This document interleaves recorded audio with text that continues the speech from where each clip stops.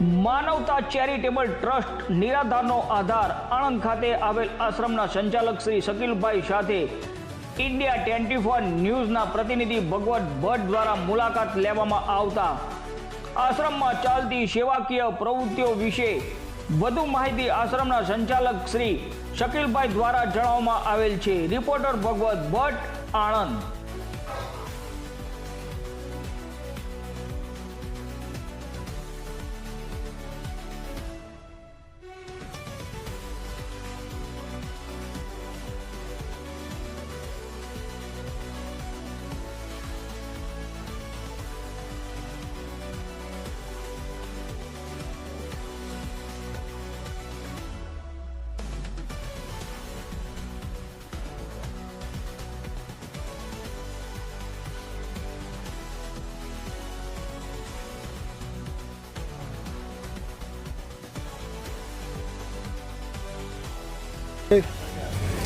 મારું નામ છે શકીલ મલિક અને હું એક આણંદની અંદર માનવતા ચેરિટેબલ ટ્રસ્ટ તરીકે એનજીઓ ચલાવું છું, જે રોડ ઉપર રખડતા હોય બિનવારસી અમને જમવાનું છેલ્લા 3 વર્ષથી કરું છું અને 4થું વર્ષ રનિંગ છે।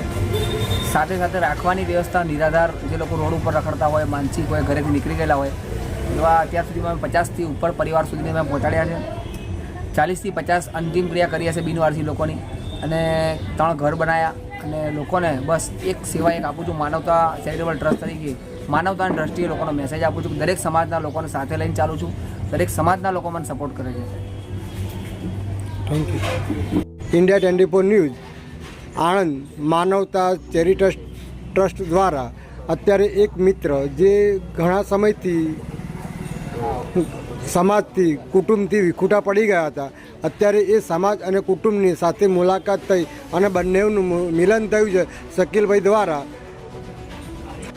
उत्तर प्रदेश से 4 महीने के पहले वो गुम था और यहाँ की स्थानिक पुलिस ने मेरे को सौंपाया और हमने उससे कांटेक्ट कराया और कांटेक्ट करने के बाद उसका भाई हमको कह रहा है कि 4 महीने के पहले हमारे घर से निकल गया हुआ था। तो 4 महीने के बाद आज परिवार को हम लोग मिलन करा रहे हैं।